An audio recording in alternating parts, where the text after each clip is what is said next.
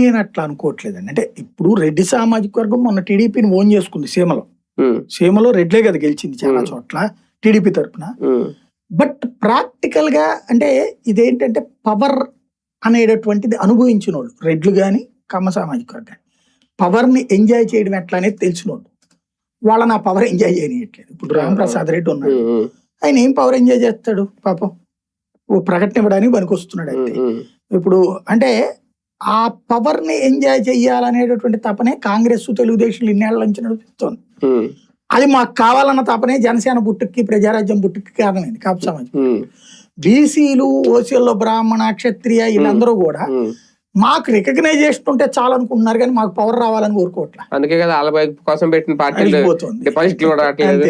SC ST BC ఓసీల్లో బ్రాహ్మణ క్షత్రియ ఇట్లాంటి వీళ్ళెవరూ కూడా పవర్ మాంగరింగ్ లేదు.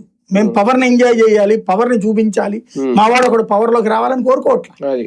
వీళ్ళనో వాళ్ళో కోరుకుంటున్నారు. వాళ్ళు మారిపోయి ఈయన దగ్గరికి వస్తారా?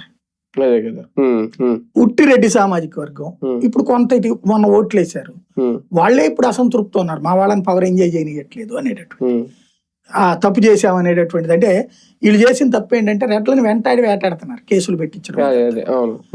ఇదివరకు జగన్ కమ్మని ఏడిపించాడు, ఇప్పుడు మనం వాళ్ళని ఏడిపించాలనే ఫీలింగ్ లో ఉన్నారు. అట్లాంటప్పుడు వాళ్ళు లేదులే పర్లేదు మన వాళ్ళందరూ ఏడిచినా పర్లేదు మేమని అనుకుంటారా? విజయసాయి రెడ్డి జగన్ కంటే గొప్పవాడిగా కనబడతాడు వాళ్ళకి. అదే కదా. కానీ ఒకటి సార్, ఓకే రేపు ఏదో ఈ నెలలో ప్రెస్ మీట్ పెట్టి పాలసీ అది ప్రకటిస్తానన్నారు, అది చూసిన తర్వాత డిసైడ్ అవ్వాలి. కానీ ఇలాంటి పార్టీలు రేపొద్దున ఒక కొత్త జట్టు కట్టడానికో లేదంటే కొత్త కూటమి కట్టడానికో అంటే వీళ్ళ బలం చూసిన తర్వాత అందుకు